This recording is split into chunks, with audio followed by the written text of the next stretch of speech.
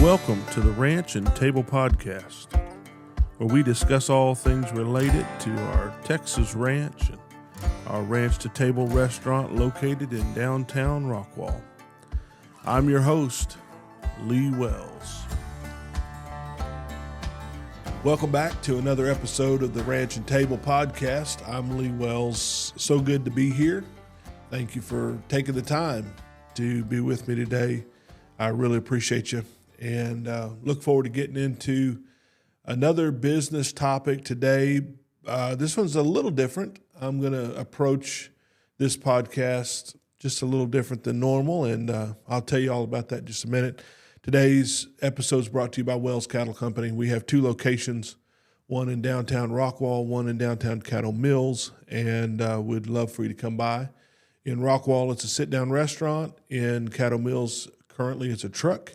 And so come by and grab some of that Wells Ranch beef burger. And better beef makes better burgers. So you'll see. Come see us. Today, I want to talk to you about a subject. I'll just jump into it. I'm going to call it strategic servers. And this week, a post has been virally circulated on social media. And I posted it on my Facebook. You can go look at it if you'd like. And you may have seen this post, but it was a dining receipt that on the tip line said, "Do better." And that's a startling, rude thing to do. I'm not condoning that. Please understand where I'm coming from. I wouldn't want anyone to treat my folks at my place that way. I would never treat someone that way who had waited on me. But the story turned out really well. And the story goes that after this person got upset, they started thinking about it.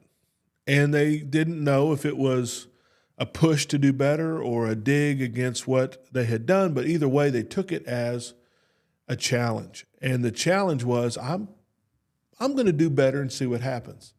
They said in the story that they were an adequate waiter. They greeted them. They took their order. They made sure the food was right. They came back and checked on them twice. You know, they did the textbook things, but they just barely met criteria. And this person was pushing them to, I guess, the way they took it, pushing them to do a better job and see more reward. Well, they took them up on it. And the writer of this post who got that receipt said they started really doing a lot better. They paid attention to some various things. They started doing better at some, basic kinds of things. But really, they said they saw their tips go up when they tried a little harder. They ended up trying to remember names and preferences and getting their customers requesting their area. And then the boss paid attention to this, gave them better shifts, and ends up they made more money when they did better. I know we live in a world right now where nobody wants to be told what to do, especially young people, but nobody wants to be told what to do. No one wants to be corrected. No one, even for their own good. It seems like there's a big percentage of people who are just not interested in hearing it. And this person, it really resonated with me because they took it the very best way possible, and they saw the payoff. They saw the reason that they were pushed to do better, and they did. And I think that we all, whether the mechanism is hopefully not rude, but some mechanism causes us to do better in what we do. And so today, I'm going to talk to servers. Now, this is applicable in every walk of life and everything we do, but I'm going to talk specifically to servers, waitstaff, and I want to talk to you from my heart and from my perspective as a person who has eaten out way more than most people. We still eat out more than we eat at home on any given week. And I know it's not good, whatever. It's the life that I live, and it's been that way for a lot of years. So I have eaten out a lot. I've sat and been served by thousands of people. I have been in the nicest restaurants in the country. I used to travel full time. For 7 years, I traveled across the country and back and forth. And I've been taken to the nicest places in the biggest cities. I've been to the best hole-in-the-wall mom and pop places, and I've been to all the average places more times than I can count. And the one thing they all have in common is they all have someone serving the table. They have someone waiting on you, bringing drinks, bringing food, taking orders, all of that. So I'm going to sit as the customer on this, not the business owner, for a minute. And I'm just going to talk to you about what would potentially increase your value and increase your take-home pay. And I'm going to say this again in the end, but if you know someone that's a server, if you have a son or daughter that's going to college and serving, or someone that you know that's a server, nice restaurant, not so nice restaurant, whatever, send this to them. See what they think about it, and see if they do these things, if it doesn't put more money in their pocket every day. As I traveled, I have paid attention to this. I have studied this pretty much my whole adult life. And I've been waited on by the best of the best, people that I didn't feel like I had enough money to tip them. They just were worth more than a percentage. I mean, it was mind-blowing how great they were. And then I've been waited on some folks that shouldn't be in the serving business. They should not be a server at all. So both extremes, and then, of course, a lot in the middle. And so I've been thinking about this week, and I thought, if I could give some experience, words of experience to people who are in the trenches and doing this, what would I tell them? How would I go about this? And first and foremost, I want these folks and people listening who are not wait staff, I want you to understand first and foremost that servers really work for themselves. I know they're employed by a restaurant, but they really work for themselves. Their tips are equal to the bulk of their take-home pay. And they are largely, almost 100% exclusively responsible for their own success. I know you've got larger tips at steakhouses or nicer, finer restaurants, seafood house, or, I understand that. Diners might be a smaller check. But the fact still remains that person is more responsible for their outcome and their take home than anybody else in the equation. The restaurant's going to pay them $2 and some cents or whatever it is. They're going to, have to share with the bar, and it's the equations are there. But the real difference maker is the person who is doing the work in this case. And so I believe that waitstaff, regardless of what size tips or what size checks they're serving, they're responsible for how much money they bring home. And so there are contributing factors. Larger factors are what I mentioned a while ago, a nice steakhouse. Well, a nice steakhouse is usually only open for the evening. So if you were working at a diner or you're working more hours somewhere else, you would have equal opportunity to do just as well over the more hours that you work if you're really doing a great job and you're an exceptional person of your craft. You're going to bring home more money than if you perhaps don't do these things. And so I think it's worth talking about it. And here we go. Here's some thoughts on ways servers can maximize their value and therefore maximize their take-home pay. Number one, I think this is number one on purpose. Number one, and if you've listened to my podcast before, you'll know where I'm going with this. But number one, you have to see the customer over the mechanics. When you wait a table, when you walk up and you are going to do business with that person for the next 30 minutes or an hour, You are going to make sure and meet their needs to the point where they're going to choose how much money they're going to give you for the services that you rendered. It's very subjective, but if you could see them as a customer first, see them as a person. Of course, you have to know the mechanics, you have to know the menu, you have to know the drink options, you have to know the specials, but those aren't something you know just for the fact of knowing them and saying, I checked off the boxes and I know my job. You know that information to be able to help that customer the best, the fastest, the most efficiently. And so when a customer is asking, I had something here before and it had bacon and green chilies on it, and you can say, it's this. You know the menu, not just so you can say you know the menu. You know the menu so well to be able to help that customer get to the answer that they're looking for and give them exactly what they're hungry for. And so right off the bat, yeah, you know your mechanics, but you know them for the right reasons. And that is, you see that as a human being, a customer, someone that you want to serve and make happy.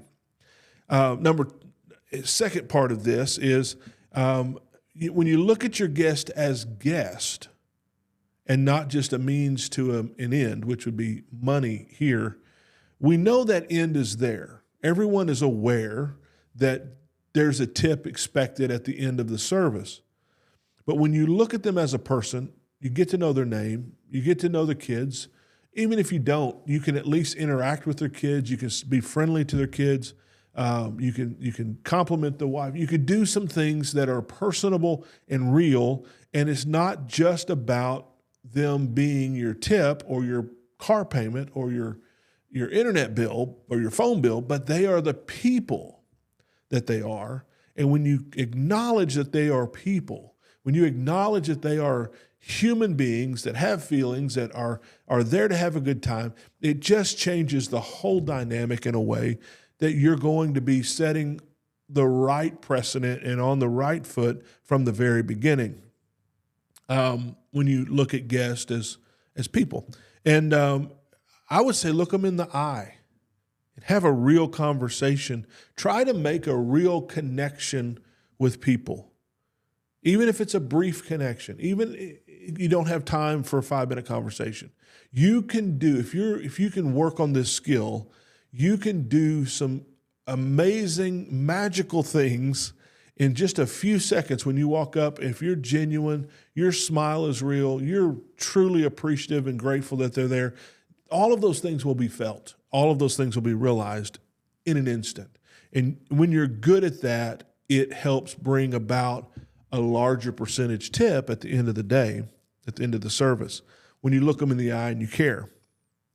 When an order is taking longer than usual, be courteous and thoughtful, mindful enough to go by that table and tell them, hey, I know it's taking a little longer. The kitchen's backed up. We've got a lot going on. You know, they dropped a plate of food a while ago.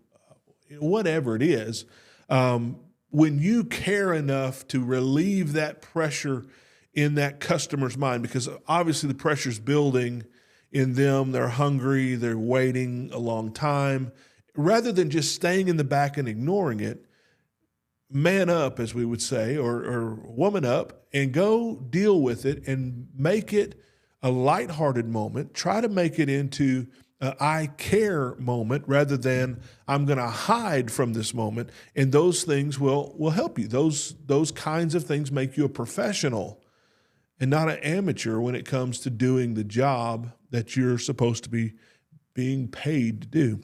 And then another thing to think about is try to get to know their names, try to get to know their preferences, try to remember who they are. I'm horrible at names. I'm honest about that with everybody. I'm like, man, I've seen you for 4 years or 6 years, or I know you've been coming in here. I am horrible at names. I have tried to remember names. My brain doesn't I don't know the tricks or something. I don't know the filing systems or something of remembering all the names of people that I know. And I'm sorry, but I know you. I appreciate you. It's good to see you. You can do a lot of faking. And it's not faking necessarily. You can do a lot of maneuvering around not knowing someone's name and still knowing them and knowing that you know them and they know who you are. And recognizing people is very powerful on getting down the road a ways on this service thing. Try to know their preferences. If they're a sweet tea drinker, if they're a diet Coke person or a Coke Zero person, if you can remember those kinds of things. I went to breakfast this morning, and the lady that was doing my order said, "Oh, and you like your chorizo on the side?" And I'm like, "Yes, I do." That was, I mean, I wasn't even tipping her, but it was amazing that the girl behind the counter remembered that that's how I liked my chorizo in the morning at this restaurant. It was very cool just to be recognized like that. It builds that connection of value whenever you do those kinds of things. And here's the most important thing I'll say about this first bullet point. Get comfortable making conversation. I don't care how you do it. I don't care what method you use. I don't care where you go learn it. A lot of times practice is the only way to do it. Get comfortable making conversation with strangers.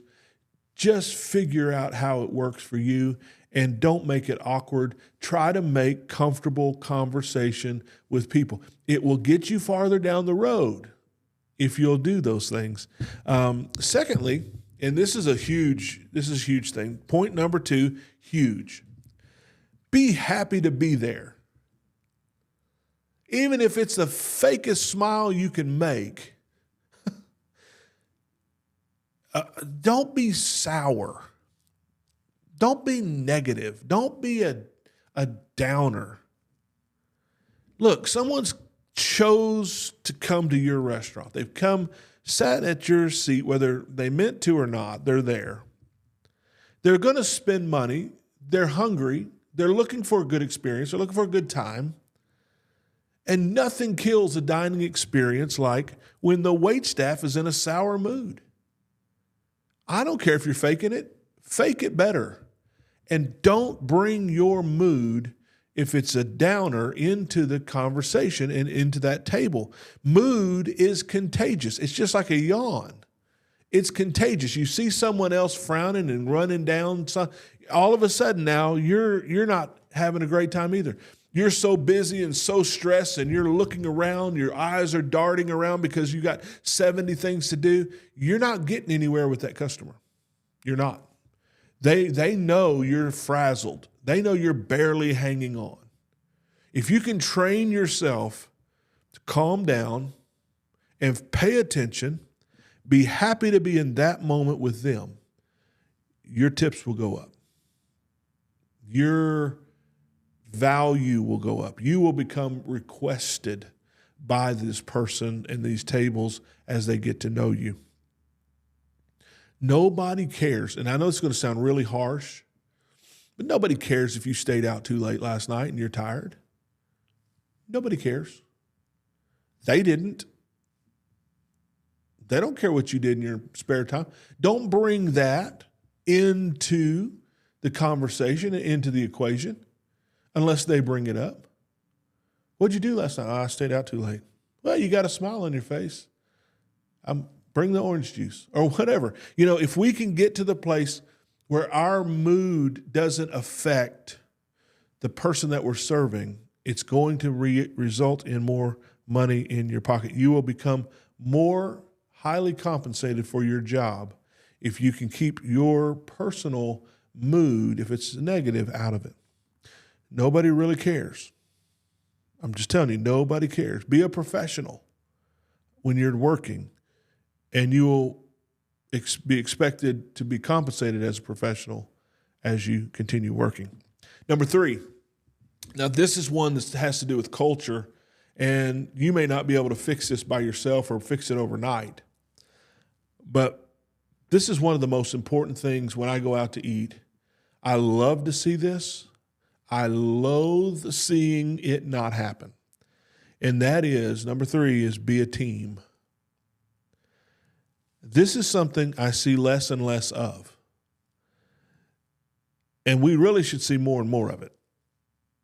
But I see less and less of restaurants operating with a team concept.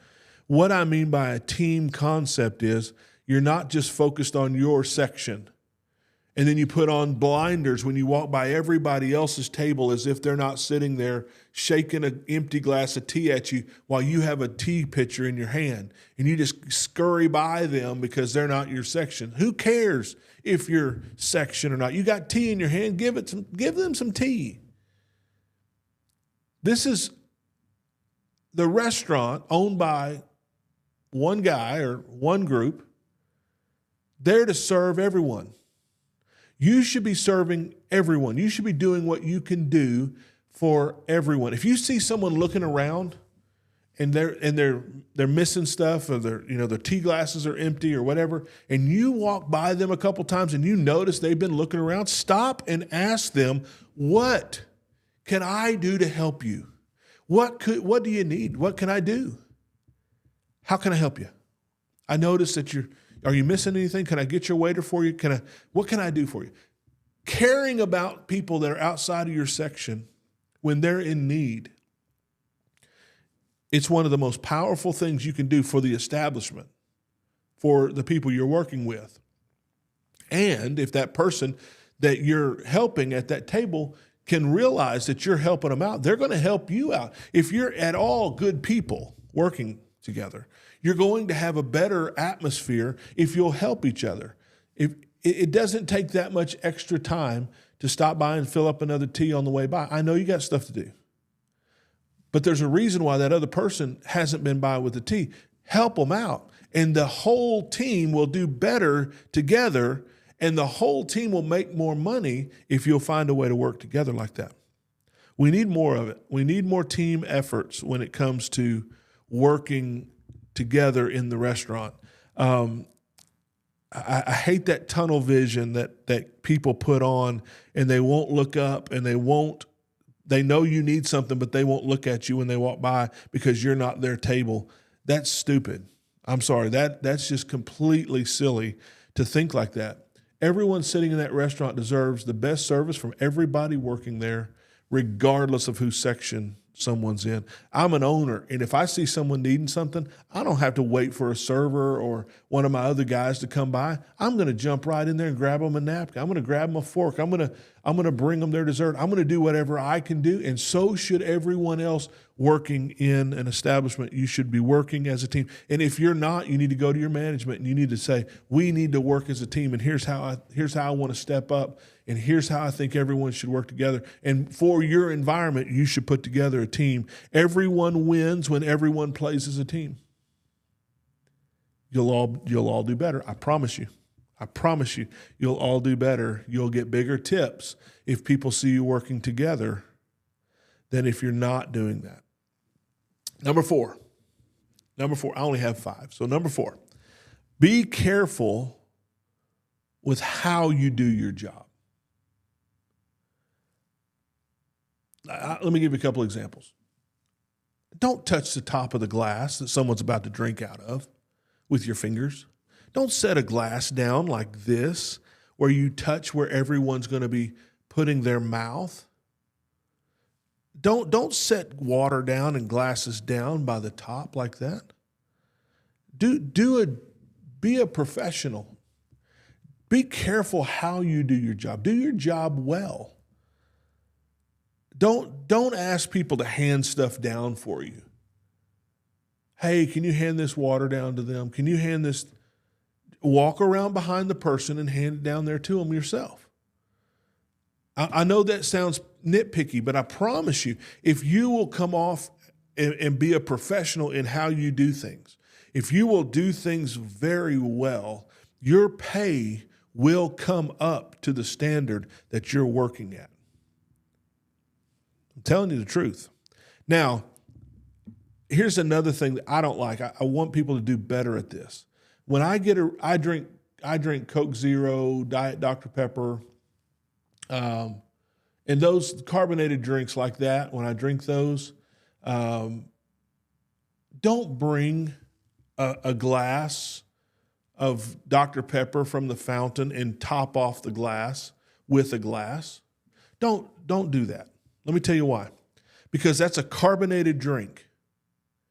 I don't drink beer, but you wouldn't do that with a beer because the carbonation is so critical. When you put that glass against the machine and you fill that glass up with Dr. Pepper, whatever, Coke, whatever it is, it has a certain amount of fizz, certain amount of CO2 that creates the blend of the flavor of what that customer's wanting. When you take that, then walk across the restaurant and pour it over the ice and into the glass of existing Coke or whatever, or the empty glass, what you're doing is you're opening up that carbonation again, and you're flattening that drink. And so when it's completely different. You're moving it twice. You're moving it out of the machine into the cup, carrying it across, the bubbles settle, and then you're reactivating it again, and you're pouring it over the ice, and that drink is half as flat as what it would have been had it been taken straight out of the machine and served to you. It's lazy as well. You don't want to make a trip down and back. You just want to make a trip one time. It really doesn't matter. You're going to go down and back anyway. It's just backwards. It's in reverse. I could show you on a piece of paper you're taking the same number of steps. But here's the point that I'm trying to make. When you do it that way, you are diminishing the value of that drink.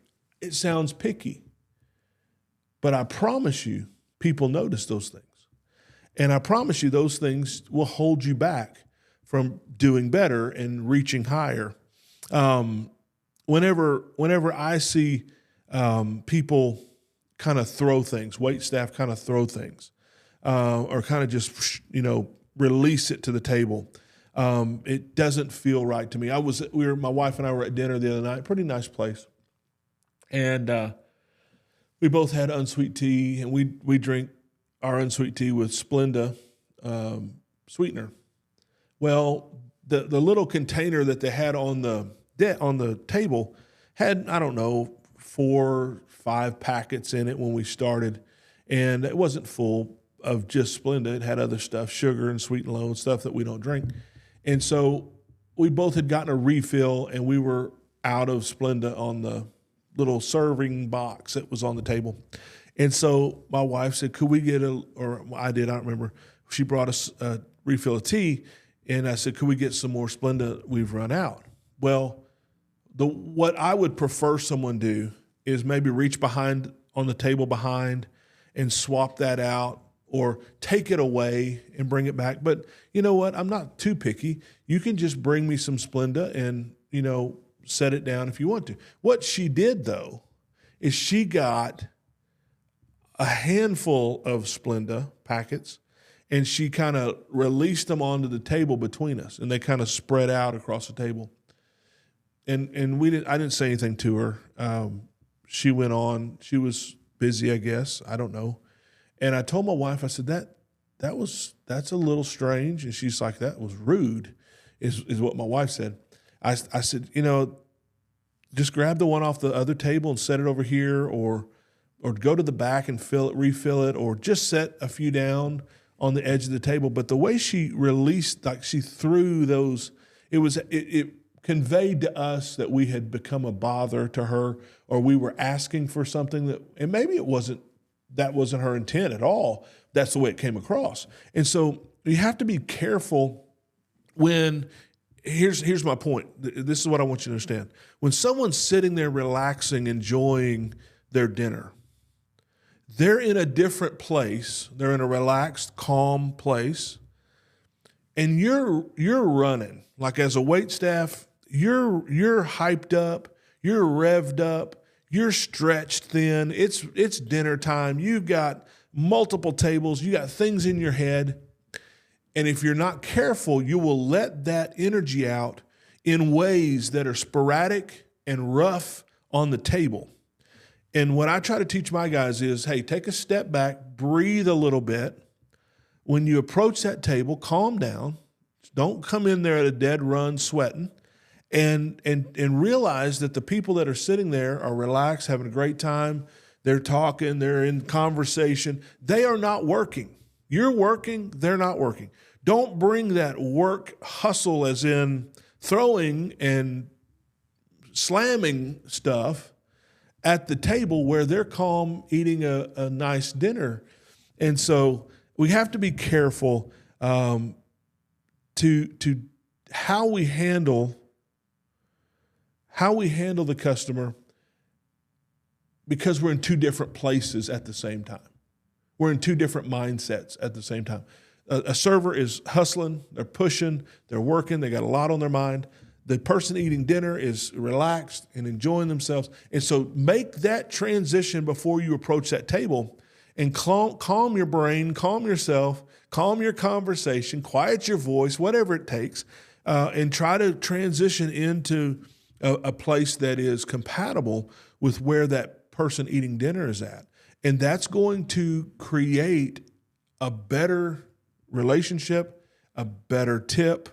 It's just going to be better overall when you become better at your craft. And so finally, number 5, this is a very easy one. This is the most important one, and that is the golden rule. And that's the simple fact that you just need to treat people the way you would like to be treated if you were sitting down having dinner. And you know what? How would you like to be treated? Do that. However you would like to be treated, sitting there with your date, with your spouse, enjoying dinner, do that. Do those things. Show that compassion, that care, that gratitude, that level of work ethic. Just as you would receive that and want to tip well for someone in taking care of your table, take care of their table in that same way. And when I first opened our first restaurant, I was new to, it's my first restaurant to ever own. I was green. I didn't know what I was doing. And I told everybody that. But I had one goal. And my goal was, if I could treat people and give the people the service that I expected when I sat down to eat somewhere, if I could do that for people who sat down in my restaurant, we could make it. We would be successful. And that has been my guiding light since day one for my restaurant. Is I want people to be treated as I want to be treated. I want the golden rule in our service. And we now have been for years known as one of the most hospitable, service-oriented, kind, nice places to eat, where people really care. Over the last several years, we've become known for that kind of service. And it came from that golden rule idea, which is to treat people the way you want to be treated. That's what you do. That's how you do it. And if we stop and think on the way to the table how you would want that interaction to go, do it that way and appreciate them, and they will appreciate you.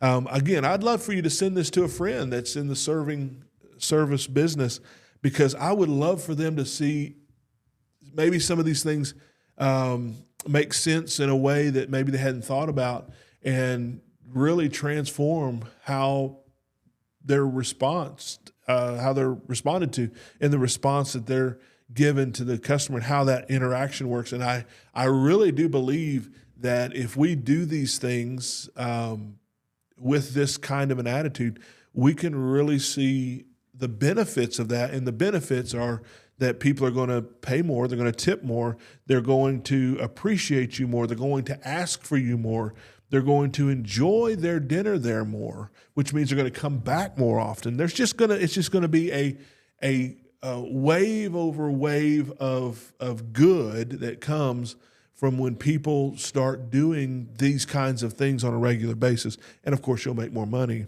when all that happens. Most people want to tip big. That's why they go out to a nice restaurant, they go out to eat. They want to tip. I want to tip big. Everywhere I go, I want to at least give a 20% tip. That's my goal. I want to at least give a 20% tip. If somebody comes and they blow us away and they're just amazing, I'm going to give them more than 20%. But the same is true, that fluctuation to the positive, it can also go the other way. And that 20% can become 15% if they're not doing a good job. And then there's even times where, and you can cry and whine and moan all you want about this, but there are some times where people are so bad, they are so bad, that they get a 10% tip from me. If anybody ever receives a 10% tip from me, they probably need to reconsider their career choice, because they have done such a poor job at, like, I've had to get up and get my own refills, or I've had to go ask for where's somebody at, and this happens. And I promise you, I'm not going to reward bad behavior. I think that's bad stewardship. I'll give them something. I know that they're working, and I know they have bills to pay. I'm not going to write something smart aleck on a check. I'm not going to do that. I'm going to give them something. But if you ever are waiting on me, and you can judge that service based on that tip, and that's exactly the way tip structure is built and intended to work. It is supposed to be subjective, good to the positive, and even to the bad, to the negative. And when we do it right, people learn, or they should. I even made the statement on social media this week, if you're consistently getting baseline tips, you really need to improve your work. You need to look at ways to improve how you're doing your craft. Because if you're not consistently getting 20% plus tips, you're probably not doing just a bang up job. You're probably just checking the boxes, and you're probably just taking the order, bringing the food, bringing refills, and bringing a check. And it's so much more than that. The experience has to be so much better than that. And if you'll put the little bit of effort in, you'll see that what I'm telling you is true. And we will reward you for the better service with more money. That's the only variable we have to reward or not with, is the money that we give. And so, you know what? If I missed some thoughts on this, let me know. Email me, shoot me a note, make a comment on the YouTube video, however you want to do it. I'm open to discussion. I certainly don't have all the answers. I just sat down and started thinking about this week, how can I help people who are frustrated in the service business? Because I see it all the time. My daughter's a server, and there's very often they don't get a tip at all. Or my son waits tables, and he, surprised at the number of times, he just barely gets anything. Well, I'm not saying that people aren't jerks and people aren't cheap. I'm not saying that. But I'm saying if that's your consistent level, then you need to probably be self-reflective for a little while and really start pushing your craft and start pushing people to the place where they can't do that to you. They have to give you a big tip, and I think it will work just like that. You'll always have jerks in the world. There'll always be somebody that's cheap. I could get into that. That's a whole nother podcast. I won't do it today, but I believe people want to reward, the bulk and the great majority of people want to reward people who are working hard. And America knows that tips are the wages of servers. I mean, probably 90% of people know that. There are some guys out there, I'm not sure what they know, but most people realize, especially if you go to a nicer restaurant, that's how they make their living, and that's on me to help make that happen. So it's a responsibility the diner has, the person dining has as well. Anyway, that's all I want to say about that. I hope it helps somebody. This episode of The Ranch and Table has been brought to you by Wells Cattle Company Burgers and Pies and Wells Burgers Express and Cattle Mills. Come on by, come see us. We'll make you the best burger we can. And if it's not, you come back and tell me. If it's not right, if the fries aren't right, if something's not right, you come back and let me know. I'll make you another one. And any of my staff will. So don't jump out there and bad review us just off the bat. Let us make it right. If there's a mistake that's made, we're happy to fix it. Keep coming and seeing us. We appreciate you. I'm Lee Wells on the Ranch and Table podcast. Until next time, we say adios, farewell, goodbye, good luck, and so long.